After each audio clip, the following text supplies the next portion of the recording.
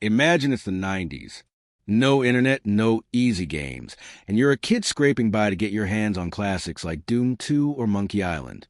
You trust a new classmate with your precious originals, only to get screwed over time and again with corrupted floppies and broken promises. But Wade mocks your hero Freddie Mercury and calls him gay like it's an insult. You snap. What if you could turn his family's homophobia against him with one perfectly crafted fake letter? Buckle up.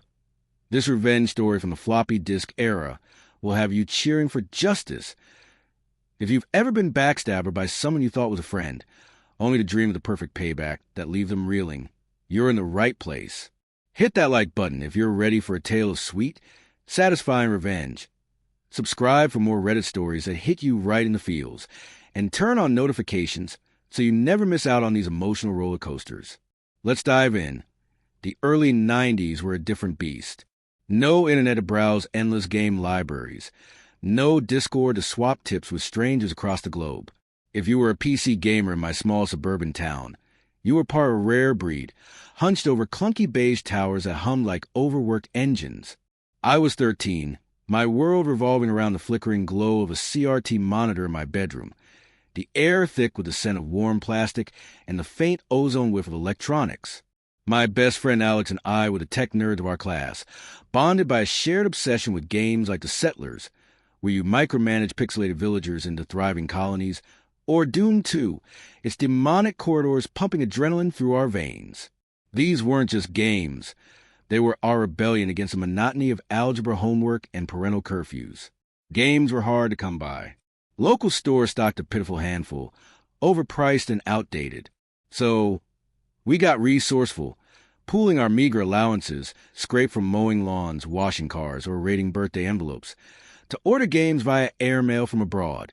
Each package was a treasure, arriving in crinkled brown paper with exotic stamps, carrying titles we'd read about in smuggled copies of PC Gamer. The cost? Brutal. A single game could drain months of savings, but we made it work by trading and copying discs, meticulously duplicating those cryptic copy protection sheets, wheels of codes or manual pages that felt like secret handshakes to unlock our digital worlds. Our little system thrived in my room, posters of Queen plastered on the walls, Freddie Mercury's defiant gaze watching over our late-night sessions. We'd laugh as discs whirred, swapping stories of epic battles while the dot matrix printer screeched in the background. The thrill of a successful copy, the game booting up with its glorious 8-bit soundtrack, was pure magic. But then Jake arrived, the new kid who flipped our world upside down. He swaggered into class mid-semester, hair gelled perfection, backpack slung over one shoulder like he owned the place.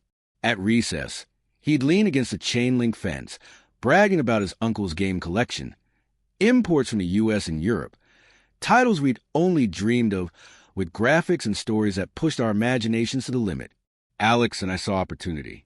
This is it, I whispered one day in the cafeteria, the clatter of trays masking our excitement. My heart raced. Could we finally access games without the agonizing wait for airmail? We approached Jake after school. The autumn air crisp, leaves crunching underfoot by the bike racks. "Hey, man," I said, voice steady despite my nerves, "we got some killer games. Want to trade? You copy ours, we copy yours." His grin was wide, almost too eager. "Sure, sounds good."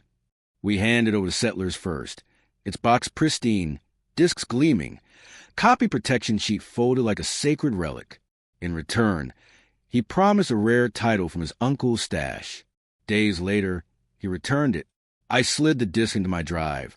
The familiar were building hope, only for the screen to spit out "read error, sector not found." My stomach dropped. The disc was scratched, useless. Alex's face mirrored my shock, his jaw tight as we stared at the mocking error message. "Must have been a bad copy," Jake shrugged in class, avoiding our eyes, his sneakers scuffing the linoleum. We let it slide, hoping it was a fluke. Next, we trusted him with Doom 2. Back came a disc that crashed halfway, the copy protection sheet mysteriously gone. My chest burned with frustration, hands clenching as I muttered, "He's screwing us." Alex nodded, his usual grin replaced by a scowl.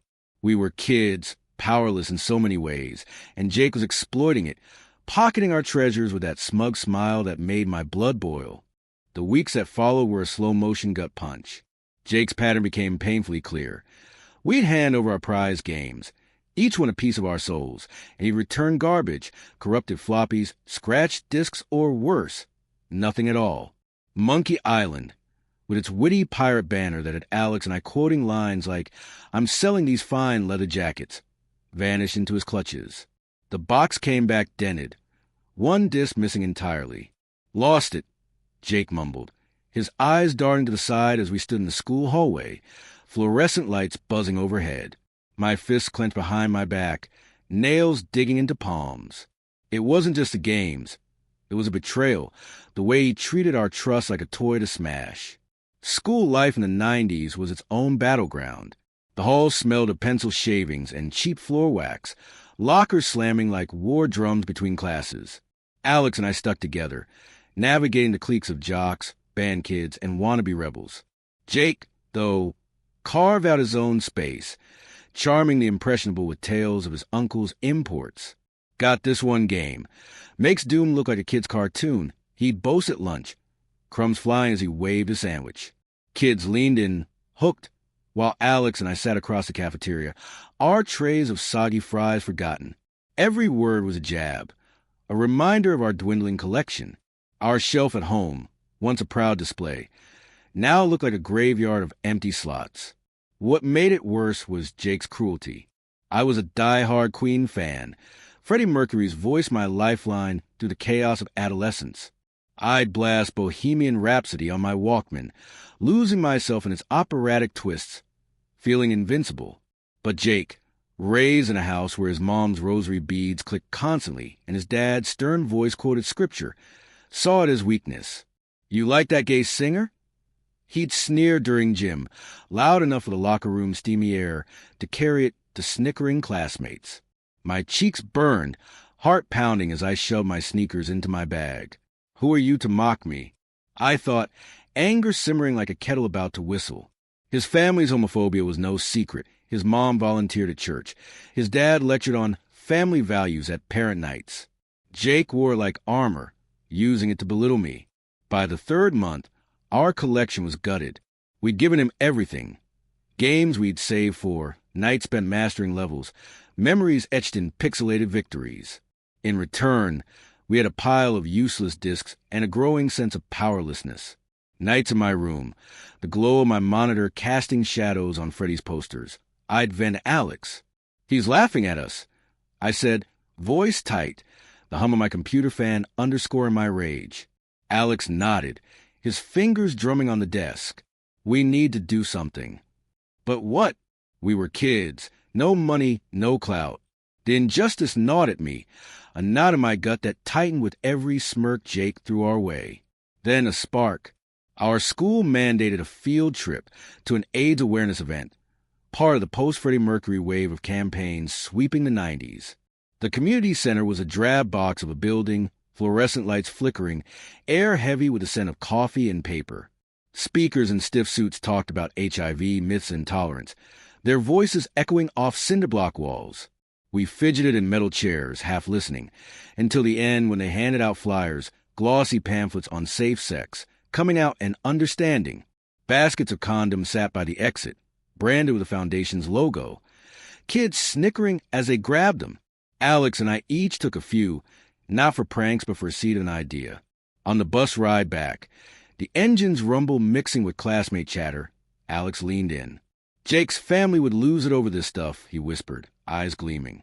My mind raced, his bigotry, his thefts, his smugness. This was our chance. Back home, we'd turned their prejudice into our weapon, a plan forming as sharp and precise as a pixel-perfect headshot. The idea hit like a lightning bolt, electrifying the stale air of my bedroom that weekend.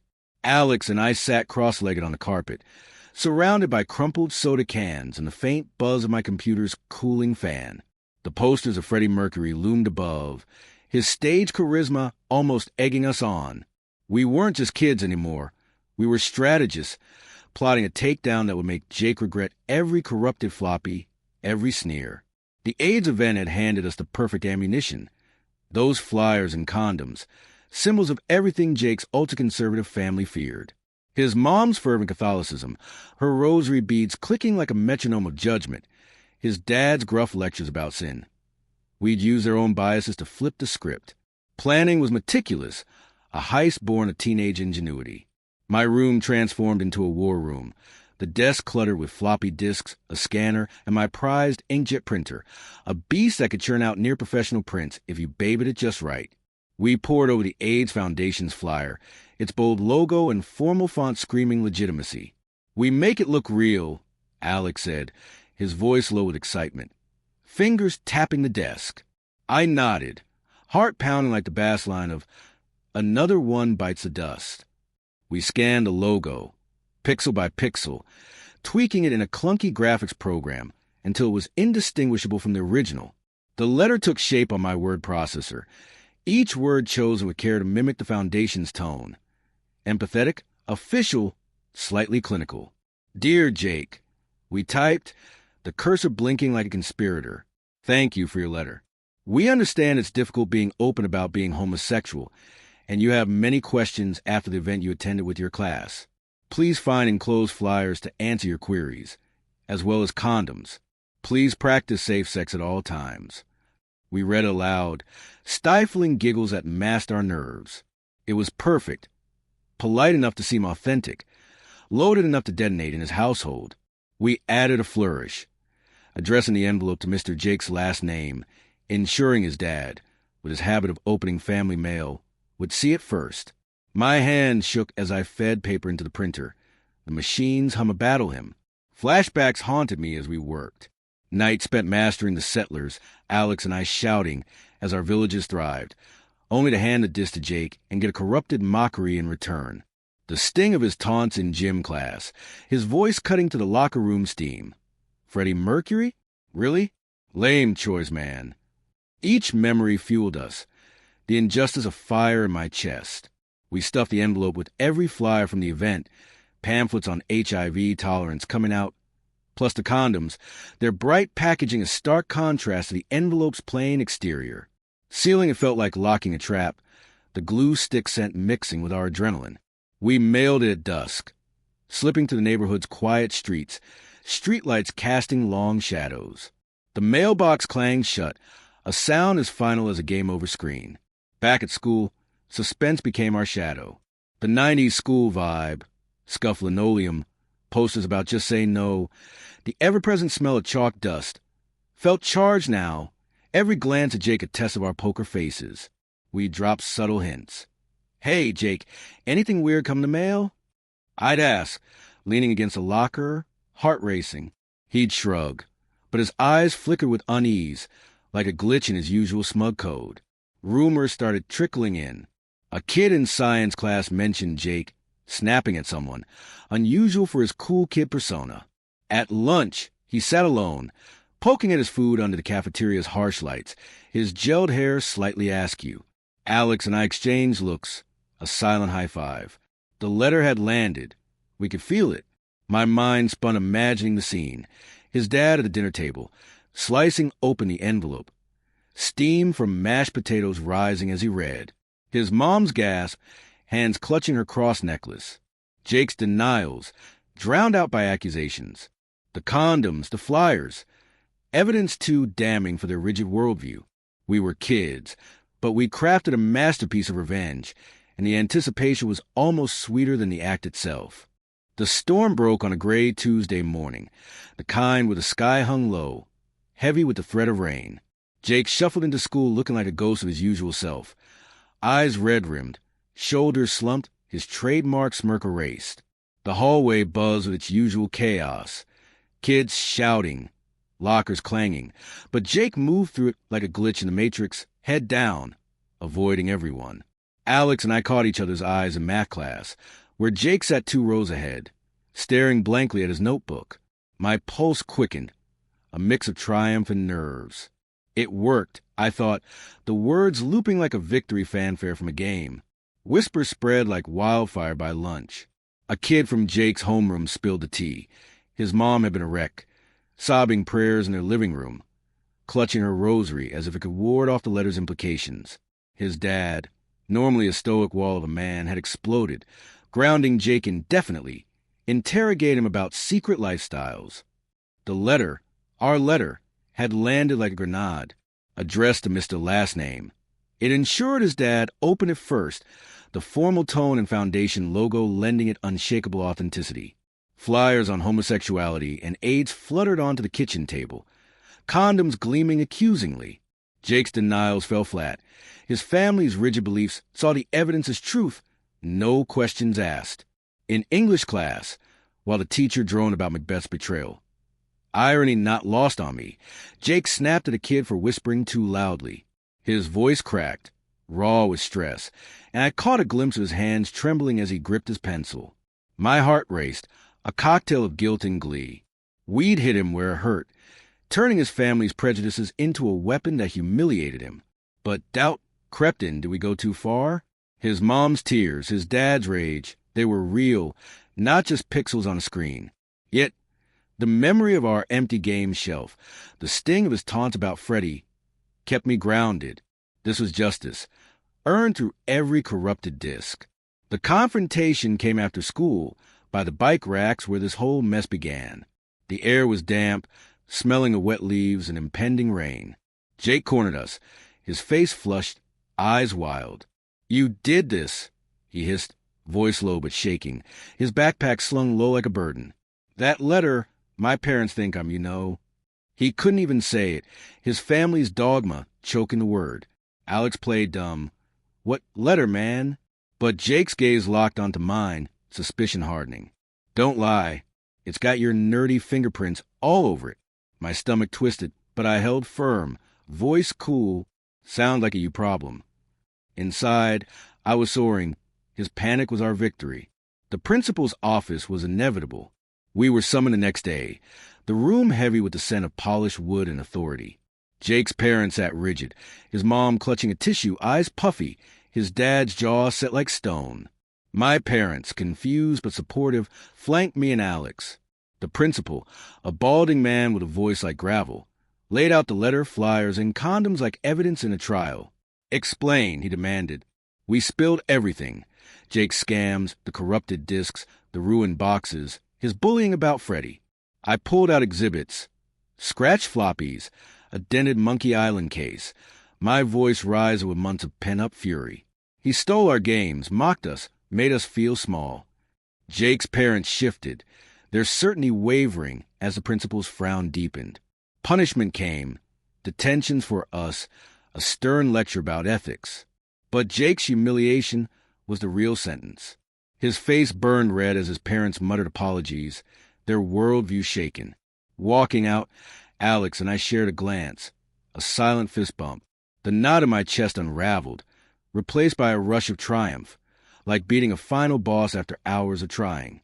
We'd turned his cruelty back on him, used his own biases to deliver a knockout. The rain started as we left, pattering on the school's roof, a fitting end to the chaos we'd unleashed. The fallout lingered like the echo of a game's closing credits. Jake returned to school quieter, his swagger dimmed, avoiding our eyes in the halls. The rumors fizzled out, but the damage was done. His family's trust in him fractured, his cool kid persona dented. Alex and I resumed our routine, but our game shelf remained a shadow of its former glory. Nights in my room, the hum of my computer a familiar comfort. I'd play what was left, Queen's anthems filling the silence. Freddie's voice and Somebody to Love felt like a nod to our victory, a reminder that standing up to bullies, even in messy ways, was worth it. Reflecting now, 30 years later, the revenge still sparkles as my finest hour. We were kids, powerless in a world of adult rules, yet we'd outsmarted Jake with nothing but a printer and cunning. The plan wasn't perfect. His mom's tears haunted me a bit, a reminder that revenge can spill over, hurting more than intended. But the justice felt right. Jake had taken more than games. He'd stolen our trust, mocked our passions. Turning his family's homophobia against him was poetic, a mirror held up to his cruelty. I'd lie awake sometimes, the ceiling fan software a backdrop to my thoughts. Did we change him? Probably not. But we showed him consequences, a lesson in karma delivered via inkjet and teenage spite. The 90s were a strange time, Fear and misunderstanding swirled around AIDS. Homosexuality a taboo in conservative pockets like Jake's family. Our prank exploited that, a risky move in hindsight. But as kids, we saw only the chance to strike back. Freddie Mercury's death had shaped me. Is music a shield against the world's judgments? Jake's taunt about him cut deeper than the stolen games, a personal betrayal that demanded a response. Crafting that letter, we reclaimed power, proving we weren't just nerds to be mocked. School life moved on. Jake never tried trading again, his uncle's mythical collection fading into legend. We rebuilt our game stash slowly, airmail packages trickling in, each one a small victory. The principal's lecture about better choices faded, but the thrill of our plan didn't. Alex and I would laugh about it over pizza, reenacting Jake's panic, though we kept it quiet. No need to tempt fate with more detentions. Looking back, the story's a time capsule of youth, anger, ingenuity, and the raw need for fairness. It taught me that justice sometimes needs a nudge, that betrayal can spark creativity. Was it cruel? Maybe, but so was Jake's thievery, his bullying. The balance felt right, a kid's version of evening the score. Even now, firing up a retro emulator, hearing those chiptune sounds, I'm transported back to that room, that plan, that triumph. It's a reminder. Even the powerless can rewrite the game. So, what's the takeaway? Karma's a funny thing. Sometimes it needs a fake letter and a few condoms to hit its mark. If you've ever been wronged, felt that burning need for payback, you get it. Maybe you got your own story of sweet revenge, a moment where you turn the tables. Drop it in the comments. I'd love to hear it. And if this tale of 90s floppy disk vengeance had you cheering, smash that like button, subscribe, and hit the bell for more Reddit stories that deliver that emotional punch. Thanks for sticking with me through this wild ride. Until next time, keep fighting for what's yours.